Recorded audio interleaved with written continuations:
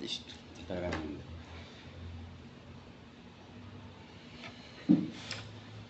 Vamos a estar hablando acerca del Salmo 23. El Salmo 23 es el salmo más conocido de los 150 salmos de la Escritura. Incluso es la porción de texto más famosa de la Biblia. Comúnmente se le tiende a llamar el Salmo del Pastor. Este salmo aborda muchos detalles referentes a la relación que hay entre la oveja y el pastor. Cabe resaltar que este salmo no es una exposición de tanto cómo ve el pastor a su oveja, sino cómo ve la oveja a su pastor.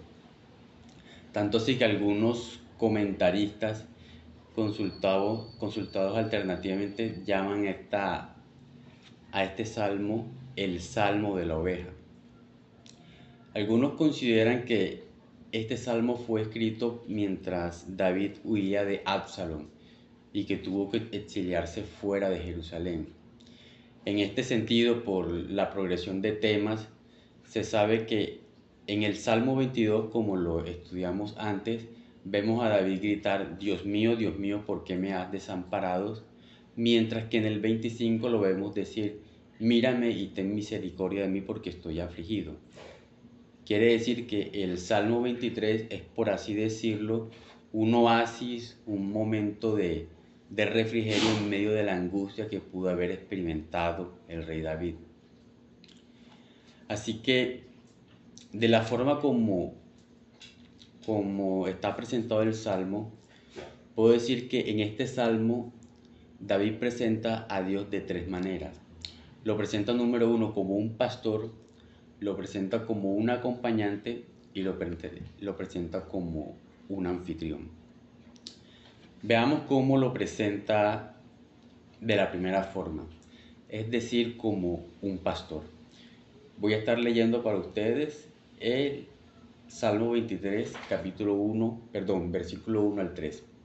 Jehová es mi pastor, nada me faltará. En lugares de delicados pastos me hará descansar. Junto a aguas de reposo me pastoreará. Confortará mi alma, me guiará por sendas de justicia por amor de su nombre. En esta porción de texto, como lo mencionamos antes, David presenta al Señor utilizando la figura de un pastor. Esta es una manera un tanto curiosa para él para describir su relación con Dios, ya que él mismo se equipara a sí mismo con las cualidades que puede tener un animal como puede ser una abeja, en contraste con otras formas que la escritura suele usar para referirse a la relación que hay entre Dios y el pueblo, como puede ser la figura de un rey, la figura de un señor, la figura de un amo, la figura de un padre o la figura de un juez. Se entiende, mis hermanos, por lo que enseña el libro de Samuel, que el oficio anterior de David, como sabemos, era el de un pastor. David creció entre ovejas, creció rodeado de ellas. Por esta razón puede entenderse perfectamente todo lo que puede hacer un pastor en el ejercicio de dicho rol. Esto incluye todo lo relacionado con la función de ser protector, la función de ser sustento, la función de ser guía, de ser alguien cuidadoso para con ella, entre otros. Es decir, todo aquello necesario para garantizar el bienestar de la oveja, aunque esto en muchas ocasiones puede incluso el arriesgar la vida. En este mismo sentido es que se ilustra el papel de Dios en su relación particular para consigo mismo. Así como Él en algún momento, haciendo uso de sus medios y experticio, su experiencia como pastor, lo utilizó para salvaguardar a la oveja, en el mismo sentido, Él percibía que Dios hacía lo mismo para con Él, al haberlo librado en numerosas ocasiones de momentos adversos, de situaciones que pudieron haber acabado con Él. La experiencia del salmista en esta situación particular es de soledad, de abandono y de todo de acechanzas de peligro por doquier. Él entendía que durante ese complot que enfrentaba, recordemos que el acuerdo unánime es que David escribió este salmo mientras huía de Absalón, todo dentro de los ayes que experimentó por haber pecado con Betsabé y haberlo guardado en su corazón. Así que él entendía que durante el complot que enfrentaba, si había logrado salir ileso de todos esos momentos y se mantenía aún en pie, era por la gracia de Dios, por lo que Dios había hecho en él. Tal cual como él lo hizo con su rebaño, Dios lo había hecho con él. Él no le atribuía esta liberación a nadie ni a algo más aparte del Señor. Dios era quien lo guardaba, Dios era quien lo sostenía, quien lo consolaba en los momentos de angustia y quien lo libraba. Para David el Señor significaba mucho más que alguien quien simplemente no podría ver. Para él el Señor significaba o era sinónimo de cuidado, de seguridad, de dirección. De la misma forma el creyente debe ver a Dios como su mayor posesión en la tierra, debe verlo como su mayor tesoro. Debe ser como aquel mercader o aquel buscador del cual habló nuestro Señor, el cual al hallar ese gran tesoro fue y se despojó de todo cuanto tenía, gozoso con tal de obtenerlo a Él. Y ciertamente aún estimo todas las cosas como pérdida por la excelencia del conocimiento de Cristo Jesús mi Señor, por amor del cual lo he perdido todo y lo tengo por basura para ganar a Cristo. Por tal razón, pese a que en este momento pudiese tener carencia de muchas cosas necesarias, él podía decir con toda su seguridad que Dios era su pastor y que nunca nada le faltaría. Había un entendimiento tan claro y conciso del operar de la providencia en su vida, que sabía que las dificultades que enfrentaba eran enviadas por el mismo Dios. Dios precisamente lo hacía para perfeccionar, a fin de que nada le pudiese faltar. Recordemos que los leoncillos necesitan y tienen hambre, pero los que buscan a Jehová no tendrán falta de ningún bien. Si lo vemos bien, su afirmación implica que la necesidad que pudiese tener no se podía saciar con algo que este mundo pudiese ofrecer o algo que pudiese estar al alcance de su mano. La declaración deja ver lo que aquello que necesitaba ni siquiera estaba en este mundo y era su Señor. Nos has hecho para ti, Señor, y nuestro corazón estará inquieto hasta que encuentre descanso en ti. Esa es una frase que en algún momento escribió Agustín. Fuimos hechos para el Señor y nuestro corazón debe deleitarse únicamente con Él. Veamos la segunda manera como David presenta al Señor. Lo presenta como un acompañante. Voy a estar leyendo en el versículo 4. Aunque ande en valle de sombra de muerte, no temeré mal alguno, porque tú estarás conmigo. Tu vara y tu cayado me infundirán aliento. Yo sé que quizás al leer este versículo muchos llegan a la conclusión de que todavía se está hablando de la oveja. Y puede ser que muchos de los que lo hayan leído tenga esa idea en mente. Por las cualidades propias del pasaje, al referirse a un valle, al referirse a las cualidades de un viajero, puedo concluir de que en este momento el salmista no tiene a una oveja en mente. Esta es la segunda manera como él se presenta. Se distancia de la figura del pastor para mostrarlo como aquel compañero de peregrinar. Igualmente en esta ocasión ya él no se ve a sí mismo como una oveja, sino como aquel que está transitando por un camino. La expresión usada por el salmista inmediatamente evoca a aquellos viajeros que recorrían grandes distancias. En ocasiones lo hacían en caravana y en otras ocasiones lo hacían solo. Atravesaban desiertos y largos caminos inhóspitos, lugares en los cuales frecuentemente estaban expuestos a los peligros típicos del viaje, como podían ser asaltantes, que podían despojarlos de todas sus pertenencias o que podían dañarnos mortalmente. o fieras que podían encontrar, especialmente durante las noches. Viajeros que no tenían mayor garantía de llegar a su destino más que la buena voluntad que Dios los guardase durante dicho viaje. En este sentido, puede verse que David concebía su vida a la luz de cualquiera de estos viajeros, al verse en su largo caminar hacia un destino anhelado. Un camino en el cual los peligros eran tan reales e impredecibles que ciertamente que sabía que no podría recorrerlo en sus propias fuerzas.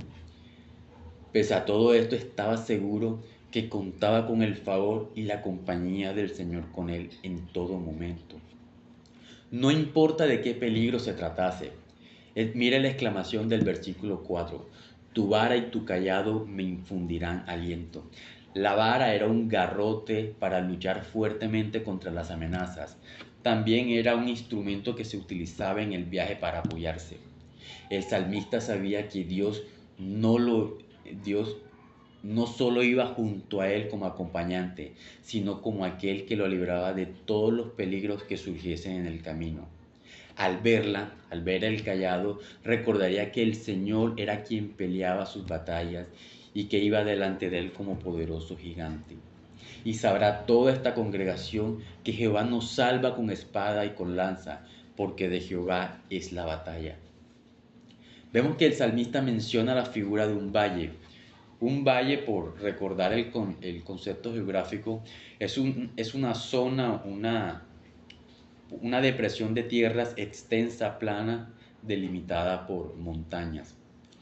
Un valle podría ser el lugar perfecto para avistar a un viajero y emprenderle una emboscada con el fin de asaltarlo o hacerle daño, sin que él pudiese hacer mucho para defenderse. Ante esto, él recuerda que si Dios va a su lado, no hay razón alguna para temer, ni siquiera cuando se cree que aquel que puede hacernos daño tiene ventaja, hay motivo para sentir miedo. Lo cierto es que ninguna arma forjada contra él podía prosperar si Dios iba a su lado. También menciona la figura del valle de sombra de muerte. Esta figura puede entenderse de manera general como todos los peligros que podía enfrentar un caminante en su travesía.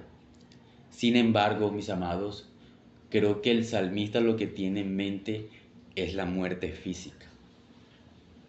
Y utiliza esta figura para llamarla el valle de sombra de muerte. Y por eso reafirmo mi punto de que en este momento, principalmente en este verso 4, no tiene en su cabeza la idea de una oveja, sino precisamente la de un caminante. Aquel momento, la muerte, aquella que estaba escondida tras un velo de oscuridad y misterio para nosotros, aquella sobre el cual el libro de Hebreos, al referirse a ella, se refiere a ella como por aquella por la cual el ser humano, por el temor a ella, estaba sujeto a esclavitud durante toda su vida.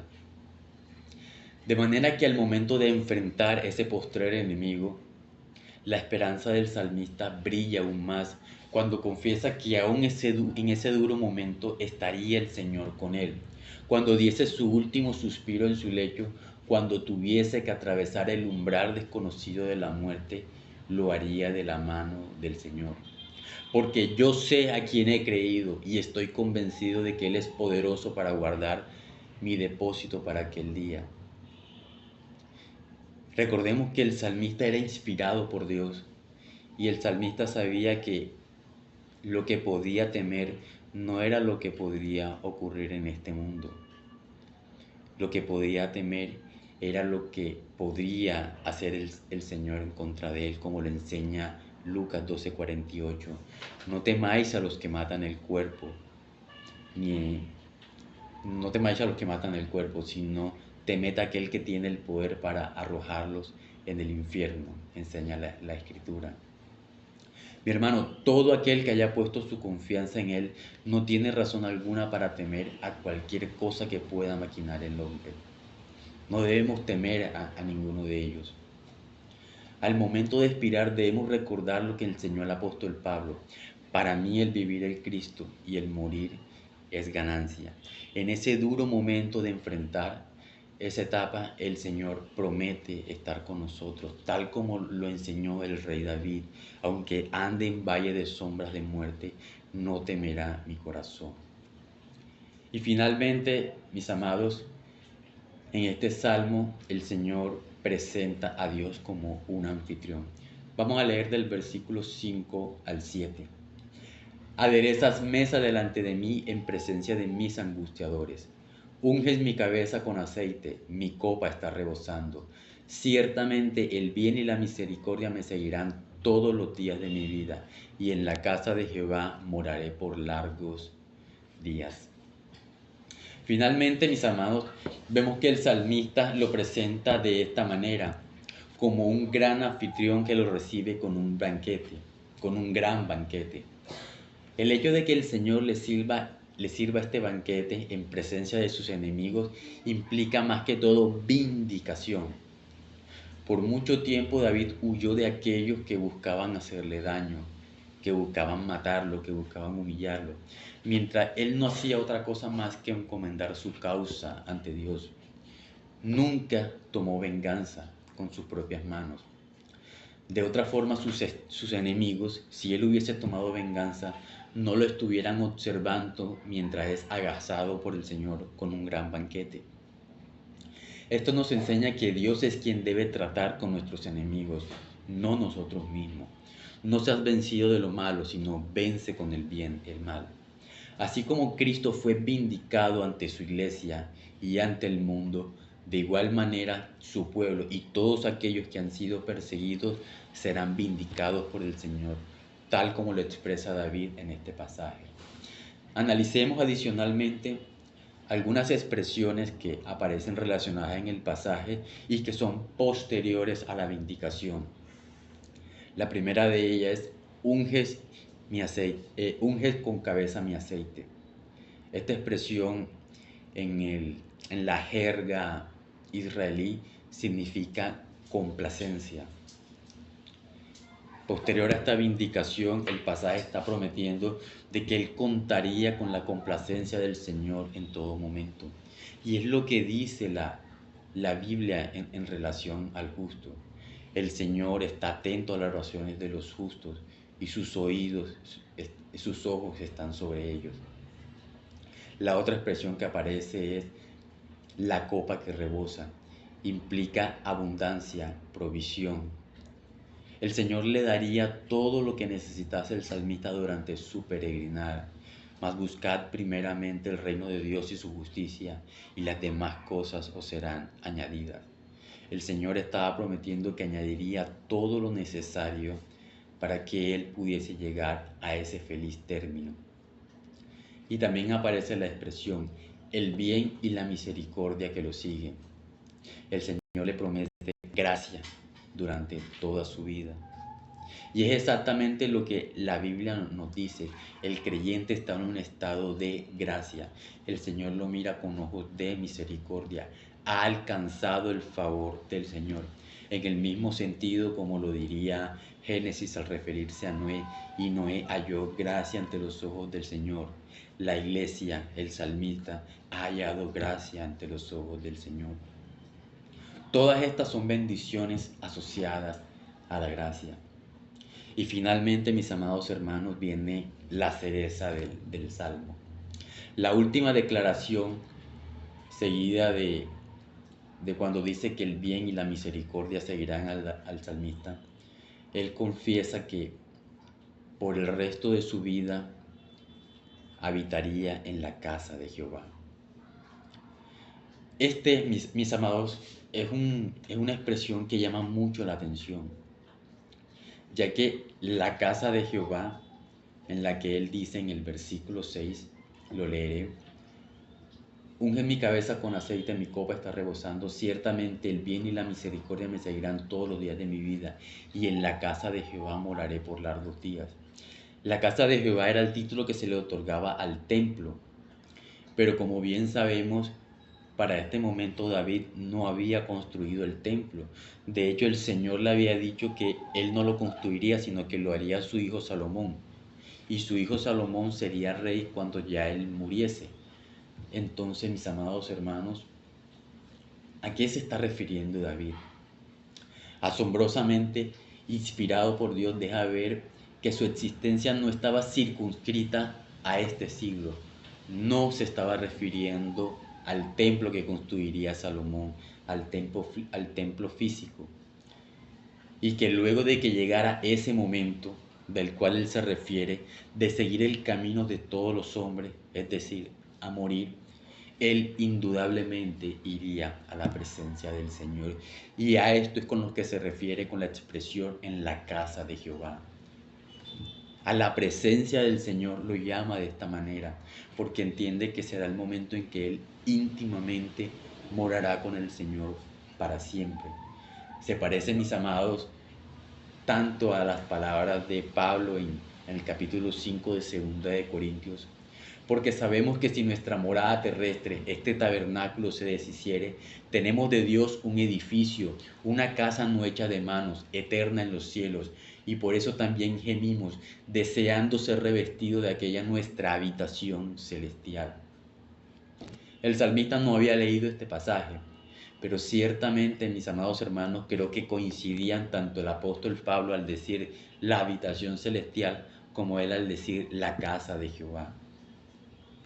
David está hablando de que la presencia del Señor lo acogería inmediatamente partiera de este mundo, entendiendo que sería el inicio de la eternidad al lado del Señor, aquel que podía calmar toda el hambre y toda la sed que él experimentaba durante este mundo. Mis amados hermanos, en este salmo David presenta al Señor de tres maneras. Lo presenta como un pastor, como un compañero y como un anfitrión. David era inspirado por Dios y sabemos que estas figuras utilizadas el Señor lo impulsó a que la escribiera. De la misma manera, mis amados hermanos, en el ejercicio de esa comunión que debemos tener con el Señor, debemos ver al Señor como aquel que nos satisface y aquel que sacia nuestra alma, ya que Él y solo Él puede llegar a hacerlo. Quizás no podamos de manera inspirada llegar a escribir un texto igual, pero sí podemos, mis amados hermanos, de alguna manera sentir la satisfacción y el gozo que experimentó el salmista en algún momento al escribir este pasaje. Gloria a Dios, porque solamente Dios puede saciar nuestra necesidad. Oremos. Dios, te doy gracias en este día por tu grande misericordia, por permitirnos acercarnos al texto, Señor, y ver ahí, Dios, cómo sacias nuestra alma, cómo nos edificas, oh Dios, cómo nos consuelas con tu palabra. Permítenos, Dios, de ella beber siempre que sea necesario. Permítenos, oh Dios, hallar en ella, Señor, tu voluntad, aquello que desde la eternidad, Señor, ha escondido en ellas y que solo por la obra de tu Espíritu Santo tú permites, Señor, que lleguemos a ella, Señor, para ser saciados, para ser vivificados por medio de tu palabra, Dios. Permítenos, oh Dios, ser como esa oveja que es pastoreada por ese pastor. Permítenos, Dios, ser como ese caminante que es acompañado por tu presencia. Y permítenos, oh Dios, ser ese huésped que es agasajado por ese anfitrión, Dios, en la eternidad. Y finalmente, Señor, permítenos morar en tu casa por largos días. Te doy muchas gracias. En el nombre de Jesucristo. Amén. Mis amados, son las 6:06. Gracias a todos y estoy abierto a que puedan hacer observaciones o enriquecer la reflexión.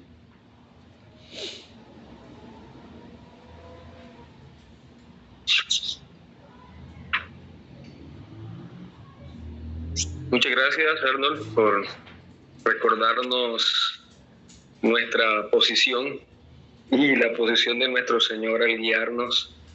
Y bueno, siempre que meditamos en este salmo es bueno el que nosotros mismos nos veamos allí como se vio David, como una oveja frágil, vulnerable y necesitados completamente de esos cuidados del Señor. Desde ese día en que fuimos hechos ovejas hasta la entrada en gloria, como muestra la evolución del Salmo, necesitamos de nuestro Señor. Gracias, muchas gracias, Arnold. Gracias.